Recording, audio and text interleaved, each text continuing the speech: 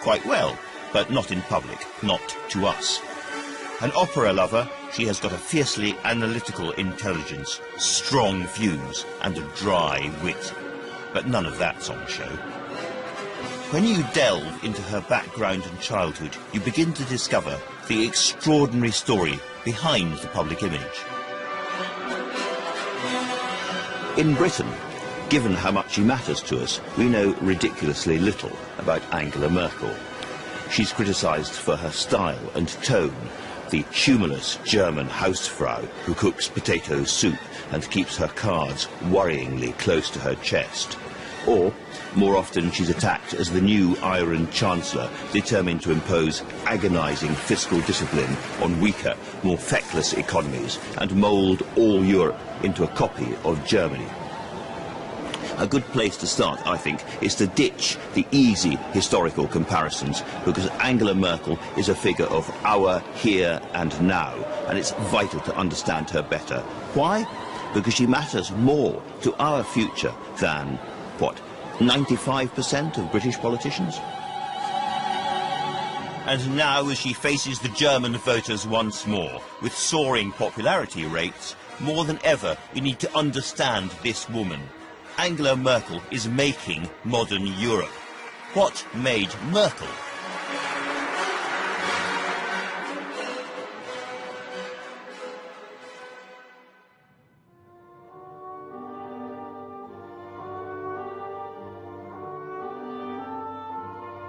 Angela Merkel is unlike any previous leader of Germany.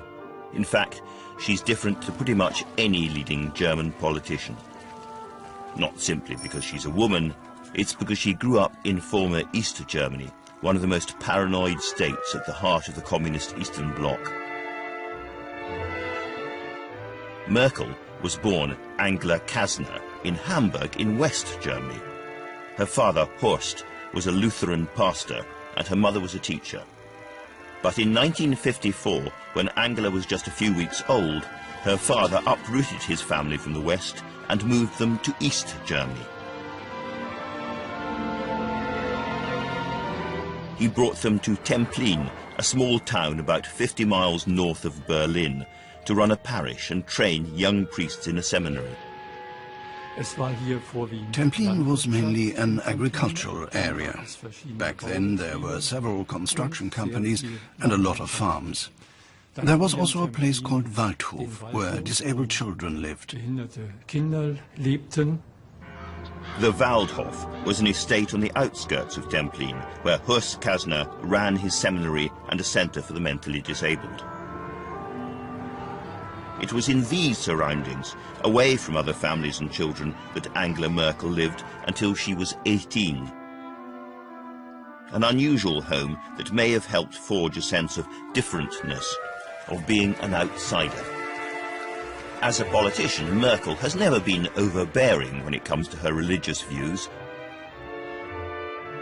But it's clear that her father's position as a Lutheran pastor had a deep influence on her, creating a powerful moral compass. Merkel went to the local schools in Templin. Well, time hasn't stood still, and that shows in this building. The ideas and images of that time and the futures we all imagined for ourselves back then come back all of a sudden. You can still precisely picture the rows of chairs right here, which haven't been here for a long time. She was very quiet, a rather plain and mousy girl, but very nice and friendly and extraordinarily intelligent. Merkel's maths teacher remembers the young Angela being one of his most gifted pupils. I don't recall an example where she ever gave up. Surely there were moments when she didn't get to a goal, but when it got difficult and she had a task in front of her which asked too much, she tried to calculate it in reverse.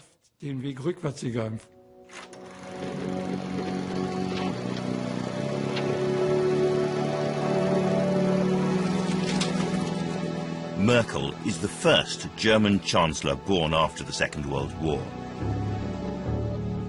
Her childhood was shaped by the fear and paranoia of the Cold War. In 1945, Germany had been divided into two states, controlled separately by the Allies and the Soviet Union. The former capital, Berlin, was split into two zones, but people could still cross the city freely. The wall has gone up right across the divided city. It has transformed what were busy crossing points into silent and deserted cul-de-sacs. And then, on the 13th of August 1961, in the middle of the night, troops in East Germany put up fences all along the border, dividing Berlin. Within days, they began replacing the barbed wire with concrete blocks, and the Berlin Wall looked like a permanent structure.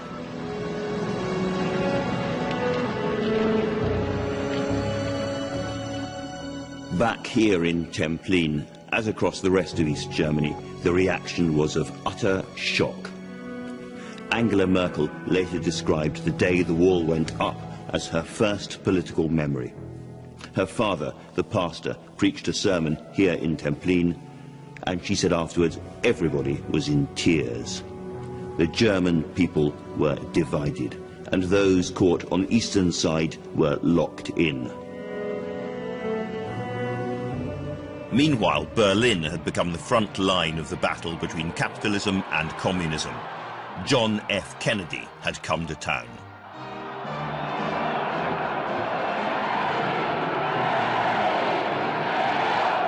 Freedom has many difficulties, and democracy is not perfect. But we have never had to put a wall up to keep our people in, to prevent them from leaving us. All free men, wherever they may live, are citizens of Berlin. And therefore, as a free man, I take pride in the words, Ich bin ein Berliner.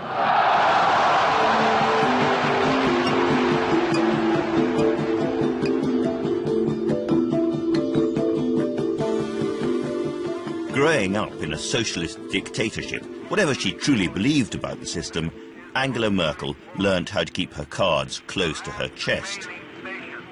East Germans rarely discussed politics in public for fear of drawing attention from the Stasi, the secret police.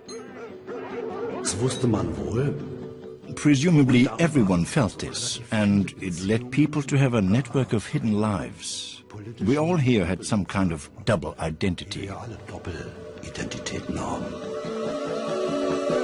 Merkel's father, a towering figure, believed in the basic idea of socialism, but he disagreed with the way it was being implemented by the state.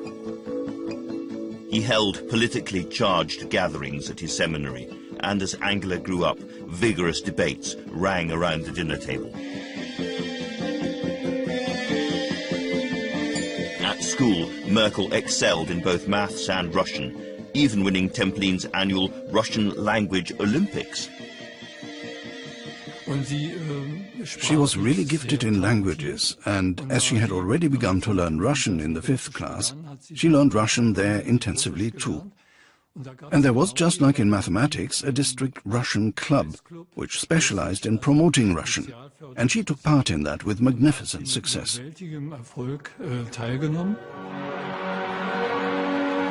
Children of the clergy were routinely discriminated against in East Germany, and so Angela's parents encouraged her to join the communist youth organization, the Free German Youth.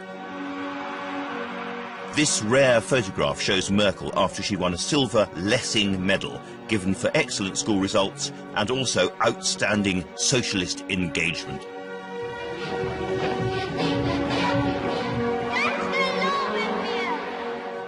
Merkel has been criticized for being a member of the Free German Youth, but her parents felt it was the only way she could succeed and get a place at university. It also stopped people from questioning her political beliefs. It's hard to become politically active under the wrong conditions, or if you disagree or cannot identify with a given political system. Or else, what can you do? You can lapse into a sort of shock-induced paralysis, just hoping winter will pass and the flowers will begin to grow eventually, like many people did at the time. Für mich hatte ich dann entschieden, du hast, wenn es zu bunt wird und zu schlimm wird, die Möglichkeit zu versuchen rauszukommen. Und ansonsten führst du ein Leben, wo du versuchst auch dich nicht letztlich an diesem System so aufzureiben, dass es mich kaputt macht. Auch davor hatte ich Angst. For Merkel, there was no alternative, and she became on the surface a dutiful young communist. But underneath, she was still a normal teenage girl. Even in East Germany, there was fun to be had.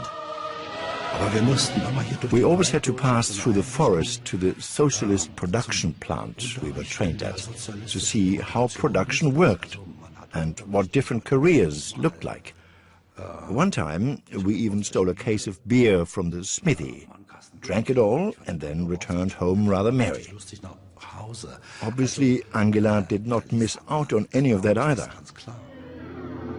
In 1973, Angela Merkel stepped out of the long shadow cast by her father and went to university in the East German city of Leipzig to study physics. 4 years later, aged 23, she got married to Ulrich Merkel, a fellow physics student she'd met during a Russian exchange trip. They had a one-room flat in Leipzig. After graduating, they moved to East Berlin, where Merkel started a PhD. Her doctorate was in quantum chemistry, a theoretical field in which she looked at the decay of hydrocarbon molecules. She finished her doctorate and then worked as a researcher at the Academy of Sciences in Adlershof, then the most important research institution in East Germany. It was organized like a Soviet Academy of the Sciences. It was an independent research institution. There were thousands of scientists working here. She was doing her PhD here in this building, making research for that, with great expectations for a career as a scientist in East Germany. One of those ambitious young scientists was Michael Schindhelm. Angela was working there. She was the only female. I was 23, she was maybe 28 or so, 29. And a very, very open-minded and cheerful person. I could see that she really wants to become a kind of serious shot in the field of theoretical chemistry. Studying quantum chemistry wasn't simply Angela Merkel's first passion. Science was a way of keeping out of the watchful eye of the East German regime. Our department dealt with something which was not crucial for the victory of the communist world over the bad and evil capitalism. So that's why we had more leeway, I would say, also intellectually, ideologically, in comparison to many of our colleagues who were closer to the industry and had really to achieve results which could be translated into economic or revenue or development at least. The connection between science and politics isn't quite as obscure as it may seem. Angela Merkel said that she always wanted to use power. It's just that before the wall came down, she wanted power over molecules to change the world. And after the wall came down, it was power on a wider stage. And the comparison with the young Margaret Thatcher is hard to avoid, another scientist. But there's a very, very interesting distinction. From her early 20s to her mid-30s, Angela Merkel was completely unable to express her real views. It was far too dangerous, and it's from there, surely, that the woman who used to be known as the grey mouse got her habit of caution and discretion and never revealing too much about herself. In the early 1980s, Angela Merkel's marriage broke up, but she kept her husband's name. She moved out of their flat and into a squat in East Berlin, close to her friend Michael Schindhelm. We lived at that time in East Berlin, in this kind of bohemian neighborhood of Prenzlauer Berg, and the Academy of Sciences were in the far south of the city. So we had to cross the city every morning by train. At several points we were looking actually not only at the wall dividing the two parts of the city, but even beyond. So you could always see the other part of the city, which was at the same time for us a no-go area.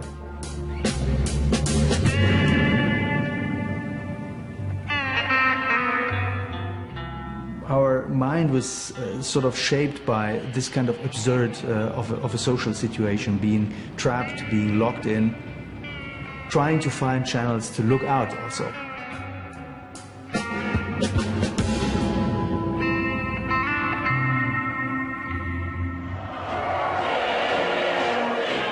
But Merkel wouldn't be trapped for much longer. Across the Eastern Bloc, things were starting to change. Mr. Gorbachev has moved rapidly through the Soviet hierarchy, but never more rapidly than today. In March 1985, Mikhail Gorbachev became leader of the Soviet Union and began his program of perestroika, a radical restructuring of his country's economy. Some 30 world leaders were in Moscow, all wanted a mini-summit with Mr. Gorbachev. The news of Gorbachev's reforms gripped East Germany. Merkel and her friends sensed that their moment was rapidly approaching. They were still discussing politics in private, but now these misgivings were simmering under the surface, ready to burst out into the open. In many ways, we of course did not enjoy an urban life, and so we most of the time met friends at home. And there was always a little bit of almost conspiracy involved, in the sense that you would always know that a few people who show up may also be involved in certain political activities. When you live in a dictatorship, it probably might be dangerous to talk about politics. But they were watching West German TV. They were listening to West German radio. So they were all informed about what's going on in the world. Freedom leads to prosperity. Freedom replaces the ancient hatreds among nations with comity and peace. Freedom is the victor. In 1987, Berlin became a platform for another US president. Mr. Gorbachev, tear down this wall. For now, the wall remained up. But meanwhile, small political movements were beginning to gain in strength and number. Very soon, these seismic changes would upend the quiet life of Angela Merkel. The level of discontent in the society and among ourselves grew. And at the same time, you saw also that in the Soviet Union and other countries, the political situation crumbled and changed.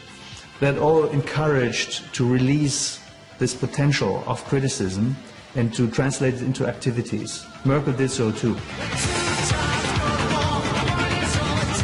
But Merkel's activities at this time were still confined to private discussions with other intellectuals. Then, in 1989, everything changed. On November the 9th, after months of simmering tension, events suddenly came to a head. The Communist Party spokesman misunderstood an order about travel restrictions and announced that East Germans were now allowed to travel directly to the West. Everyone rushed to the Berlin Wall, sensing something amazing was about to happen. Everyone, that is, apart from Angela Merkel. And so the Berlin Wall comes down, pivotal moment in the story of the European peoples. And Angela Merkel? Well, it's a Thursday night, so Angela Merkel does what she always does on a Thursday night. She goes for a sauna with her friend, wearing even less than me. And then after the sauna, they go for a beer. This is a story about Germans. Merkel's decision to stick to her routine was in stark contrast to the way most young people in Berlin reacted. Das haben wir dann, weil wir es nicht geglaubt haben. We got in the car and started driving. At that time, many drove with excessive speed towards Bornholmer Straße, the border crossing, and this was supposed to already be open. You could see many people. I parked my car and I was then pushed in this huge crowd. And then I remembered, oh dear, I've forgotten my ID card. My blue ID card that I'd left lying in the car. Are they going to let me back in? Many queued eagerly to get an official stamp on their papers to prove they'd been there on the night the Berlin Wall crumbled. As the steam was rising in Angela Merkel's sauna, the mist of communism was also lifting from the East German people.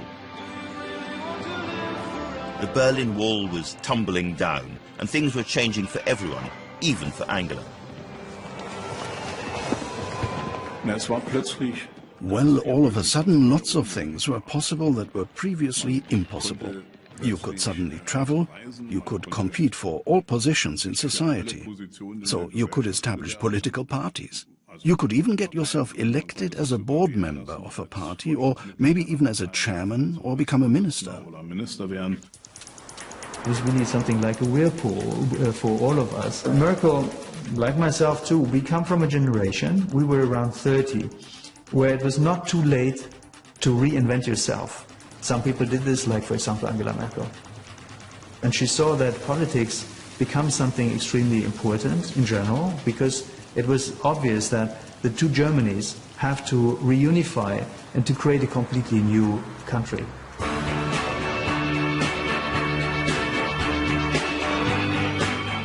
Merkel wanted to join a political party. She chose Democratic Awakening, a group of centre-right activists.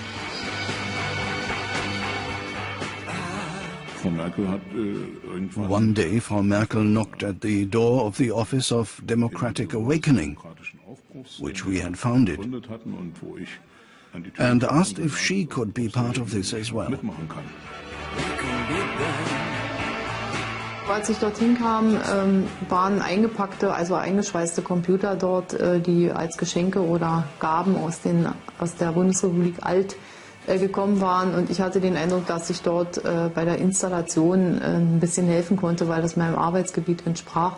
Ich glaube, sehr viel habe ich dann aber auch nicht gemacht, außer die Plastikfolien da abgerissen. Aber auf jeden Fall war das so ein Ansatzpunkt, ein praktischer Ansatzpunkt.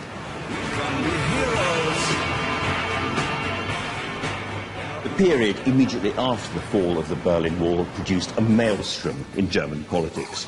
Cafe conversations became street protests. Movements became political parties. Individuals tried to take control of their country for the first time. Angela Merkel is 35. She has always been a loyal member of East German society. In films like this, people like me pretend that we understand every aspect of the story. But I have to say to you, this is one of the most obscure and mysterious parts of the Angela Merkel story. What was going on in her head in that remarkably short period of time when she went from being an obscure East German citizen to being a leading German politician? We really don't know. But whatever she was thinking, it wasn't long before Merkel became a spokesperson for Democratic Awakening. Soon the fledgling activists found themselves merging with more established political parties, campaigning for a reunited Germany. Lothar de Maizière was a lawyer and a former professional viola player who now led this centre-right coalition for the East German elections in 1990. He took on Matthias Gehler as his spokesman, but he needed another voice to help deliver his message to the voters. And Merkel happened to be the right person in the right place at the right time. He asked me, why don't we take someone from our own ranks? And I was asked, who could that be? But I couldn't think of anyone. We were discussing the matter together with Lothar de Maizière, and his advisor remembered that we had a meal with the woman from Democratic Awakening. De Maizière made Angela Merkel his deputy spokeswoman for the newly named Alliance for Germany. She then became engaged in campaigning, which was a new experience to all of us. Many of us struck quite a few hard blows without realizing that we still had to be able to sit down for coalition talks afterwards. She played a very moderating and balanced role in that phase, always trying to appease all parties.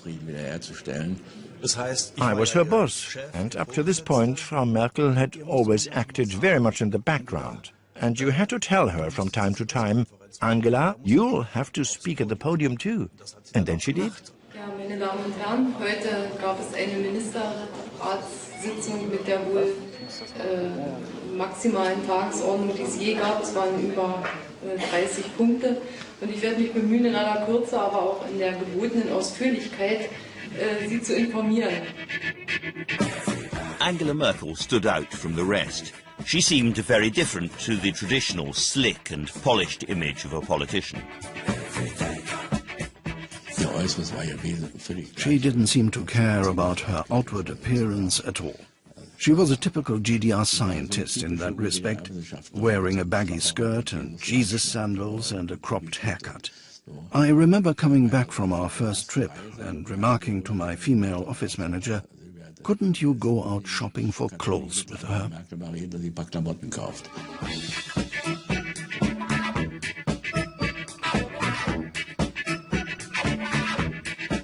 In March 1990, the Alliance won the general election in East Germany, and Lothar de Maizière became Prime Minister.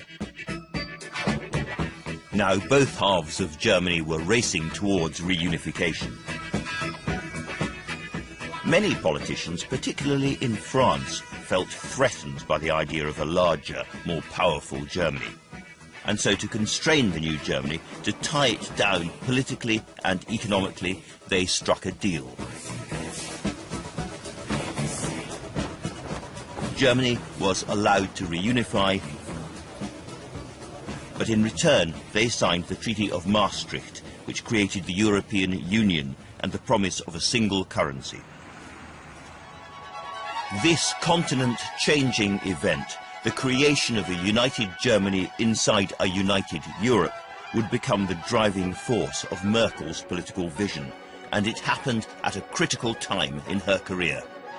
In this new world of unified German politics, Merkel was moving into a much bigger league. She joined the largest party in West Germany, the overwhelmingly male and patriarchal Christian Democrats, or CDU. An East German woman reared by communism joining conservatives startled many, but this time Merkel's real political vision was crystallizing. Diese Erfahrung eines Neubeginns, also jedem Anfang wohnt ein Zauber inne, das wird vielleicht so etwas Schönes wird man nie wieder erleben. Bitte schön. The CDU was led by Germany's Chancellor Helmut Kohl, the driving force behind reunification. Kohl had just won the election and now set about forming his cabinet. He wanted someone quiet, female, and a former East German. And then I went from the Chancellor's office to the palace in Bonn, where I met Angela Merkel in the park and told her, "You're about to receive a call from Kohl to appoint you as minister." She was quite surprised. So she became Minister of Women's Issues, Youth and Sports. Kohl called her his Mädchen, or little girl, and later promoted her to become Minister of the Environment, overseeing nature conservation and nuclear safety, hugely controversial issues in Germany. Merkel's tone was very different to the traditional Teutonic way of doing politics. I've seen many situations at the very beginning where men tried to humiliate her. They were very authoritarian towards her. They just sat up strong and with a deep voice, and they were loud, and they were very decisive. And I realized that she let them have their way, but she was very soft, answering in a low voice. This was a behavior where men at the very beginning couldn't cope with at all, because that was not the typical behavior. Merkel tolerated the prejudice and began to develop her own political persona. Herlinda Köhlbuhl has been photographing Merkel as part of a study of politicians as they rise in power and has watched her change. I met her first in 1991 for my project Traces of Power. And first meeting I still remember because I photographed her then. She was shy, maybe a little bit awkward. She was never vain. And that's unusual in politics. After she'd spent a few years photographing her, Köhlbuhl noticed that Merkel was gradually turning into a stateswoman. That was 92, that was 95. Very shy still here, and suddenly it changed, and she was self-confident. In the 1998 German elections, Helmut Kohl, by now somewhat bloated in power, lost to Gerhard Schröder's Social Democrats. Merkel's party, the CDU, went into opposition. A year later, it emerged that former Chancellor Kohl had been receiving donations into a secret slush fund, which he'd used to reward his friends. He refused to identify the donor, claiming to have given his word of honor that he would remain anonymous. The German public had a new slogan, "Fatty's got to go," but many in the party were desperate to cover up the scandal. Angela Merkel, however, wanted to go public, and what she did next was like a scene from one of her favorite operas. In went the knife. For years, no one had dared to confront Helmut Kohl, the meaty colossus of politics, the man Margaret Thatcher described as simply so German. But once again, it was Angela Merkel at the moment of crisis who refused to follow the pack. Margaret Thatcher had gained power by taking on and defeating Edward Heath, the man who'd brought her into the cabinet, and now Angela Merkel, the Mädchen, the little girl, did exactly the same to Helmut Kohl. While Kohl was hiding behind his honour and the CDU was trying to gloss over the scandal, Angela Merkel wrote a front-page piece in a leading conservative newspaper denouncing Kohl and calling upon him to resign. It was an audacious act of patricide. Modern German politics had seen nothing like it before. I was convinced that this letter was very well placed strategically, and that she did it with the right instinct and at the right moment. It was a turning point in her career. It would be some time before Angela Merkel got the top job, but her public denunciation had made its mark. She quickly became the first female chair of the party. And again, there seemed to be uncanny echoes of Margaret Thatcher's story. A scientist from the provinces who overthrows a failed national leader and grabs the wheel of a heavily male party, taking it off who knows where. And the Thatcher comparisons aren't glib, because like Margaret Thatcher in her prime, Angela Merkel is a mistress of detail. She devours briefing documents. She loves facts. Politics is full of sprinters, and in Merkel, as with Thatcher, we have a very rare long-distance runner. But we have no chance of understanding this story if we don't realise that the differences between our politics and German politics are much more important than the similarities. Our politics is all about confrontation, violent argument, vivid, strong language and clear decisions, clash. German politics is a bit greyer. It's about patient bridge building between alliances and compromise. Angela Merkel is unideological. And so far as we can tell, she's completely uninterested in her own story, projecting her own image. She loves the opera, but she's never the diva on the stage. Now that she was chair of the CDU, Merkel already had her eye on becoming Chancellor of Germany, but she'd chosen to play a long game, almost as long as one of those interminable Wagner operas she loves so much. So she surprised many by stepping aside, allowing another CDU candidate to challenge for the top job, knowing that in time her chance would come. She knew I'm young, I wait 2 more years, he'll fail, and then I'll step in. You might call it Machiavellian. You might also say she's just prudent.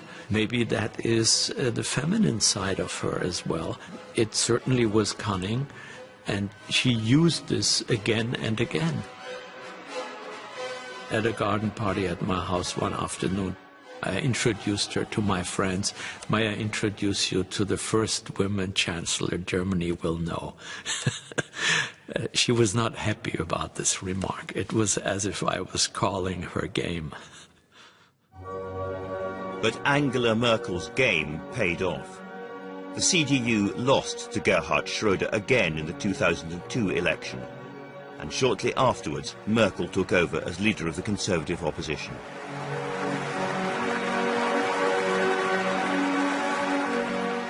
By now, all around Europe, people were starting to take notice of Angela Merkel. Who was this woman? People were desperate to find out more. Jonathan Powell was Tony Blair's first chief of staff and accompanied him on a trip to meet Merkel in the run-up to her battle against Gerhard Schröder. Tony Blair went to meet her. Well, she's still leader of the opposition, and we went to Berlin. And she was extraordinarily frank. She sort of sat down and said, 6 points: I have no charisma, I don't know how to communicate, etc., etc. All these sort of very frank comments to make to a politician, particularly one from another party. But Tony really got on with her straight away. She was very, very direct, very open, very plain-speaking, but also very political. One of the things people don't always understand about her is she's very partisan and actually a ruthless political operator. The way she dealt with Helmut Kohl, the way she dealt with all of her rivals in the CDU, was extraordinarily Machiavellian from that point of view. She would get rid of them in a switch of an eyebrow. So the 2005 election approached, and Merkel began the campaign with a reluctant makeover, supported by a rather incongruous track by the Rolling Stones. It's hard to think of anyone less like a Rolling Stones girl than Angela Merkel. Now she was pitted against Gerhard Schröder, the glossy epitome of arrogant male bravado, with gleaming teeth, shiny hair, big fat cigars. But Schröder's office had been afraid of Merkel for several years and had asked a shrewd advisor to explain her mysterious rise. I went to a restaurant, Borchhaus, and she was sitting at the table of the friends. And they invited me to come, and first Frau Merkel was quite friendly. And then I was presented to her as the head of the policy unit of the German Chancellor, and she froze. I couldn't tell her that I had written a favorable report about her and written to Schröder how dangerous she might one day be. But it was typical Merkel. She built a fence around her, and she stayed in the fence. In September 2005, the battle for the Bundestag was nearing the finishing line. The result was incredibly close. Merkel had won, but only by a single percentage point, not enough to govern alone.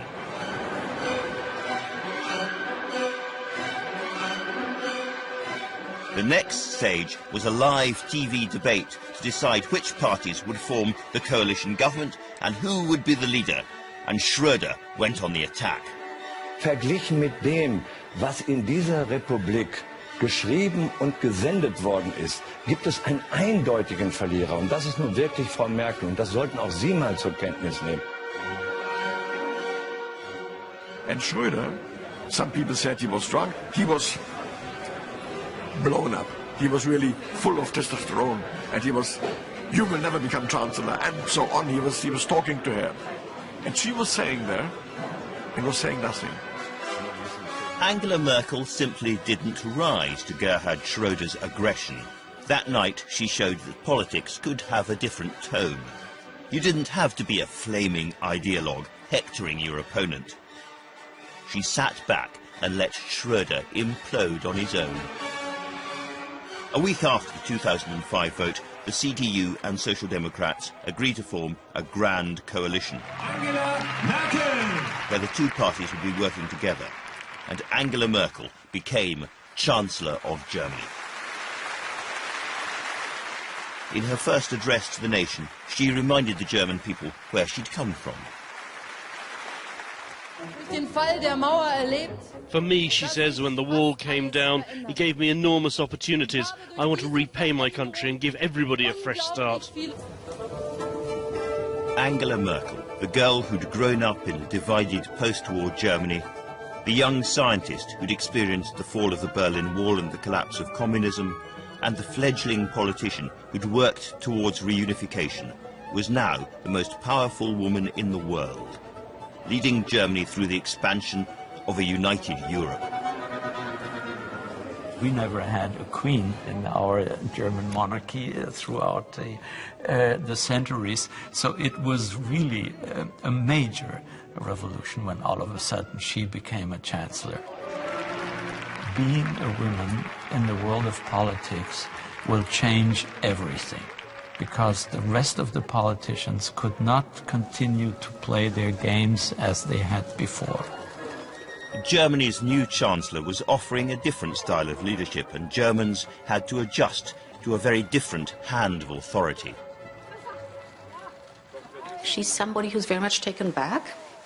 She's not pompous at all. She's very quiet, and I think that's what people like about her. She has a high standing in Germany because she's one of us.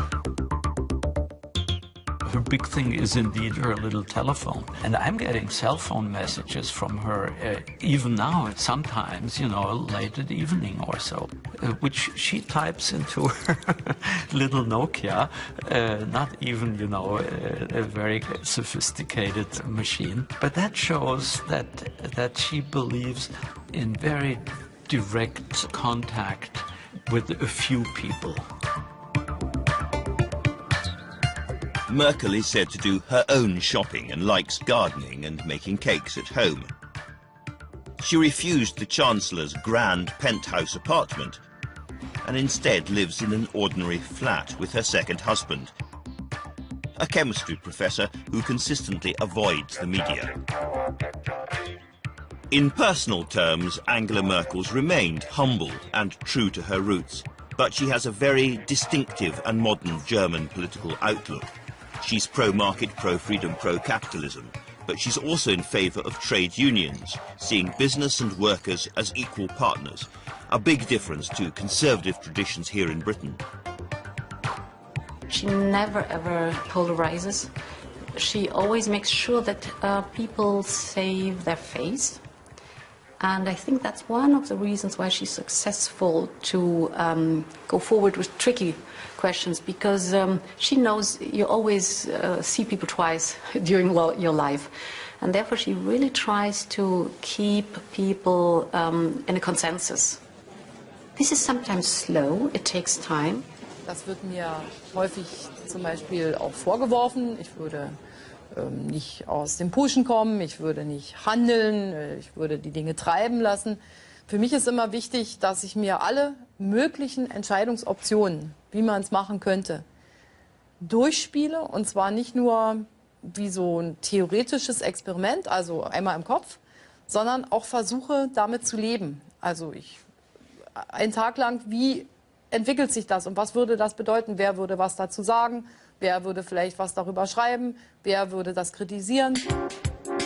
When it comes to politics, Germany, a little bit like the EU itself, is a geometric system of different circles of power which have to be aligned and reconciled in order for the centre to act, an endless balancing game. And Angela Merkel's step-by-step approach seems well suited to bringing all these elements together. In Germany, politics follows along behind manufacturing and industry, and it's these institutions that have created the economic giant the country has become. All that boring-sounding consensus and deliberation have underpinned a steady, long-term focus on growth and economic success. The one advantage German political system has over ours is long-term political planning and long-term economic planning. They're able to make plans for the future in a way that we're not quite so able to do. So German politics can produce that consensus where you stay on a trajectory for a long time, whereas we tend to veer from side to side. And that does give you an advantage. What Germany doesn't have is the UK's vibrant and rigorous parliamentary democracy system, that can be much more reactive and decisive. But Germany's political system is more effective at bringing people together to agree on difficult decisions, and this is one of Merkel's strengths. She may be the queen of consensus, but Angela Merkel has plenty of critics both at home and abroad. In Germany, some very hostile biographies have been published, including this one, which portrays her as the godmother, a mafia boss constantly scheming to stay in power. Around Europe, there are the lazy caricatures of the jackbooted German, and even suggestions that Angela Merkel is not quite human. In Berlin itself, she is seen as the mysterious East German, someone who can't be, can she, quite as straightforward and blunt as she seems. Despite the criticism, both home and abroad, Merkel's popularity as Chancellor has remained high. She was re-elected in September 2009 with an even larger share of the vote. But she was about to face some of the biggest challenges of her career. A nuclear emergency has been declared after a number of reactors automatically shut down following the quake. Fires have broken out in several places, including an oil refinery. The Fukushima nuclear plant melted down in Japan, and Merkel's strongly pro-nuclear approach came under attack from Germany's very influential Green movement. Merkel spent an entire European summit meeting silently devouring documents on nuclear safety and demanding ever more updates from Berlin, absorbing all the information before suddenly making a shock announcement. Unser Energiesystem grundlegend verändert werden muss, aber auch grundlegend verändert werden kann. Wir wollen, dass der Strom der She announced that all of Germany's nuclear plants would be closed. It was an extraordinary U-turn for a former scientist who'd previously been a vigorous supporter of Germany's nuclear industry. And it showed that she was able to change course dramatically without seemingly affecting her popularity. But there would be another, far greater test ahead in this, her second chancellorship.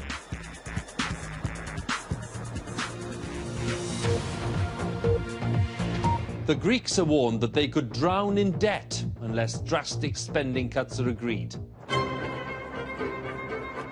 The Eurozone financial crisis has been the most dramatic challenge for post-war Europe. It all started when Greece revealed an enormous public deficit, but it soon emerged that other countries were in similar dire straits. And who had the money? Germany had the money. Mrs. Merkel has set out some pretty clear red lines in the last 2 or 3 years, but then she's shown a willingness to cross them when necessary. Some people argue that she's been a prisoner of German public opinion all the way through the Euro crisis. I don't think that's quite right. I actually think she believes what she says about deficit reduction and structural reform being the answer. Und dass die Wirtschaft der Politik und den Menschen zu dienen hat und nicht umgekehrt. The whole of Europe was waiting to see if Germany would bail out the struggling members of the Eurozone. But Angela Merkel seemed to be dithering. Why? I see in the Euro crisis Mrs. Merkel's two fathers, if you like, battling it out. One is her real father, the East German Protestant clergyman who taught her that economics was really a moral crusade, that you shouldn't get into debt, and if you do, you've got to get out of it. That's been on one side a very strong view. On the other side, her political father, Helmut Kohl, who believed above all that there could never be a unified Germany at peace with itself unless there was a unified Europe. And so the commitment to Europe is absolute. And at various points in the Euro crisis, those two political fathers have been fighting it out.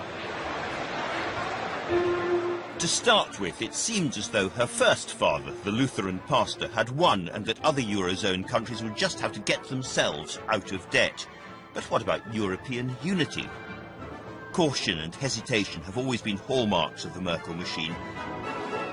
Many were exasperated now about how slowly the German tortoise was moving. And the tortoise never wins the race, right?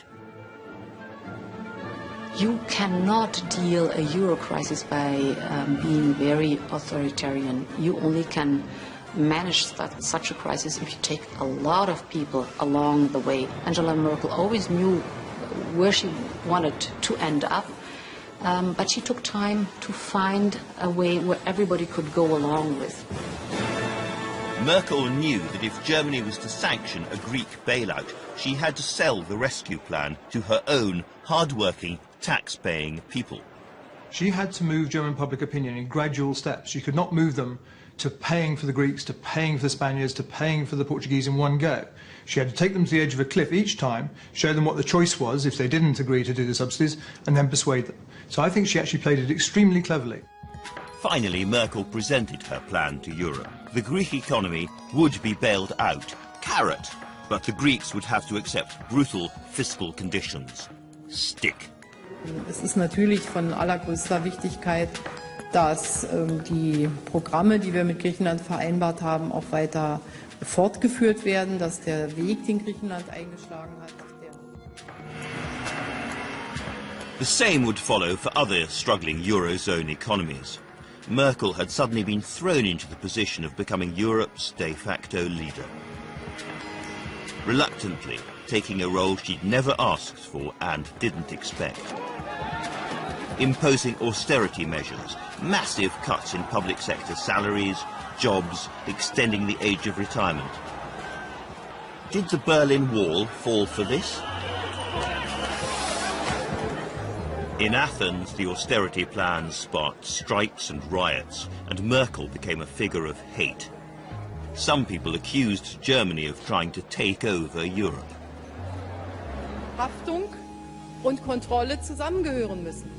Das heißt, wer ist sozusagen für mich und damit für den Steuerzahler in Deutschland? And probably nothing has done more damage to Angela Merkel's reputation than this image of her sitting smugly in Berlin at the favourite table of her favourite restaurant, which is, by the way, a Greek restaurant, imposing mass unemployment and terrifying austerity on the weaker economies of southern Europe. But several things have to be said on the other side.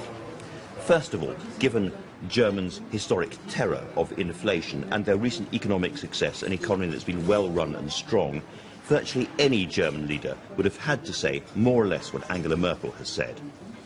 Second, she has always maintained that the collapse of the euro would be followed by the collapse of the entire European project, something which terrifies Germans and many others in Europe.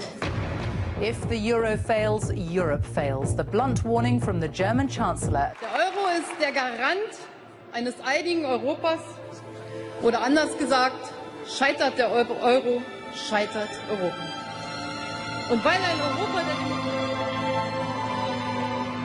No one should doubt Angela Merkel's total commitment to maintain the European Union. The fall of the Berlin Wall meant freedom, and for her was a European victory. And so she accords today's European project very special significance. To Angela Merkel, unlike to many British people, Europe means freedom. On the future of the EU, at least, she does not compromise. Well, I think there's been a lot of misplaced criticism in Britain about Merkel's approach to the euro crisis.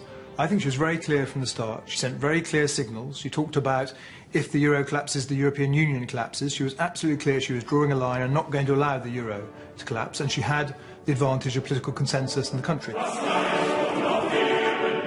Today, the euro is still in crisis, but frankly, it hasn't yet failed. She may be working within strict limitations, but Angela Merkel is determined to support the EU, and she's shown that she can be flexible. Like Tony Blair before him, David Cameron has found Merkel to be friendly and reasonable in his private conversations, which are conducted in English. Now Europe is plunging into a new phase. Britain wants renegotiation of the EU treaty, the framework that binds the countries together. Earlier this year, David Cameron proposed an in-out referendum on the UK's future inside the EU, and to win he needs a German deal. Fortunately for the British Prime Minister, Angela Merkel's response was in many ways extraordinary. A Curl or a Schroeder would have angrily brushed him aside, But Merkel played an entirely different hand. She extended him a personal invitation to come and stay at her official guest residence outside Berlin. It's become a warm relationship. Downing Street refused to reveal the details of what they discussed, but said that the two leaders had agreed to work together to make the EU more competitive and flexible. Angela Merkel has mattered much more to us and to the full European story than perhaps we have realised. Is she going to remain as crucial in the future? Well, probably. The results from the imminent German elections can't be guaranteed, but if Merkel is successful, as many predict, she will have another chance to secure her legacy. At the very beginning, there was a lot of mistrust that a woman really can't be standing up for being a chancellor. The good part is that today, young girls in Germany, for example, if you ask them, do you want to be chancellor one day? They might answer, why not? Because they have this good example. I think she is a unified German. It's only a few who are this. They're not at home in the West, and they're no longer at home in the East. And she helped to bring the country together, to show that Eastern Germans could do something, that they are very good in it internationally. She is enjoying power now, which was a category that probably 10, 15 years ago didn't even exist for her. And now, in a sense, she is power incarnate. And in all the decisions, one has the feeling that the conservation of power might be more important than the righteousness of the decision herself.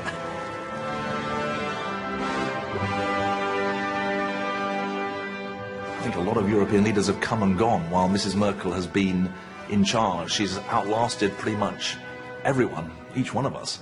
And so I think there's a certain respect that comes from being one of the longest serving people around the table. New generations of leaders have to deal with her and recognize that she carries some real weight and authority. What does that authority mean? Like many British politicians, Angela Merkel emphasises the values of hard work, paying your taxes, doing the right thing. But she's also very different. Merkel's vision is rooted in the European Union. If anything threatens to destroy or weaken the EU, then she's against it. Crucially, however, she's also broadly pro-British and more pragmatic. She's a better listener than any previous German chancellor. Whatever happens in these elections, Angela Merkel is an unlikely political colossus.